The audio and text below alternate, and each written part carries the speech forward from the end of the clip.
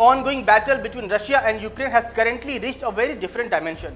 More than the shelling, missiles and drone attacks, water, dam and floodings have taken the center stage. I address everyone in the world for whom life is a value.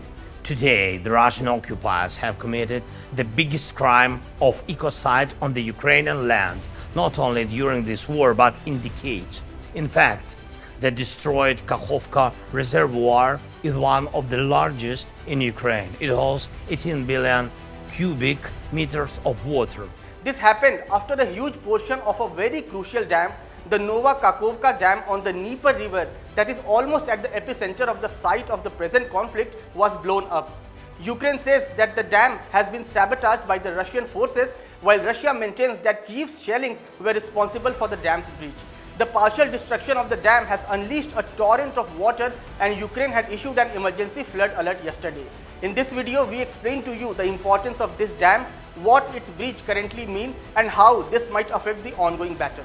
But before that, don't forget to like, share and subscribe to Oneindia. The destruction of the dam and the reservoir is a man-made strike on the environment, after which nature will have to recover for decades. The Kakhovka is a very crucial dam in the region that spans the Dnieper River, a major waterway running through southeastern Ukraine, and there are multiple towns and cities downstream. This dam is 30 meters tall, 3.2 kilometers long, and was built in 1956 on the Dnieper River as part of the Kakhovka hydroelectric power plant in the Russia-occupied city of Kakhovka in Ukraine's southern Kherson region. Russian officials have blamed Ukrainian bombardment in the contested area where the river separates the two sides. The dam lies about 30 kilometers east of the city of Kherson.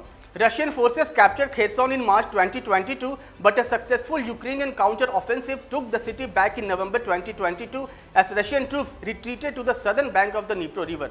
The Kakhovka Dam is among the dams with the largest capacity in the world and is 90 times bigger than the largest dam reservoir in Britain.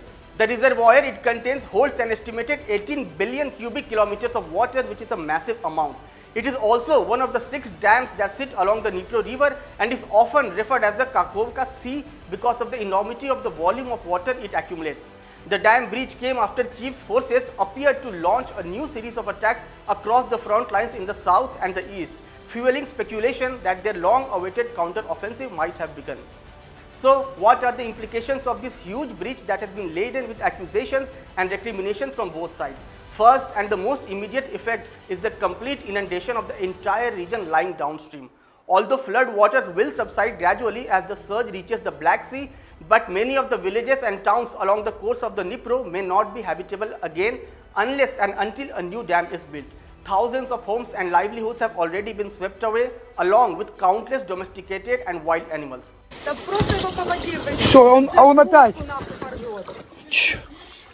In addition to this, the loss of the reservoir will also mean that there will be far less drinking water for cities in the region and irrigation for the agricultural belt around it. A drop of just 1 meter is enough for taps to run dry. That will have a knock-on effects on food production and on exports of wheat, corn, sunflower oil and soya beans to the rest of the world. Second would be the ecological repercussions. The trauma of such an inundation of water and silt will change the entire landscape, wiping away islands and wetlands. It could take years for the fauna and flora to bounce back from this. Third repercussion is the one among the frightening ones. Along with all the debris carried along by the rushing waters would be tens of thousands of mines. The banks of the Dnieper River have been front lines since at least November last year. Both sides had laid mines along the waterfront and they have now been washed away and will be distributed randomly in towns, villages and farmland downstream. A flood means civilians can be blown up many kilometers from a conflict zone several years later, even after the battle ends. And now comes the most frightening aspect of the dam's breach. The safety of the Zaporizhia nuclear power plant may be compromised. This nuclear power plant, which is the largest in Europe, gets its cooling water from the same reservoir, and some of its systems rely on the reservoir's water to operate. It is located on the southern side, now under Russian control, and the rapidly lowering level of the reservoir poses an additional threat to this plant. If the cooling mechanism fails, the temperature in the reactor core can rise dangerously high.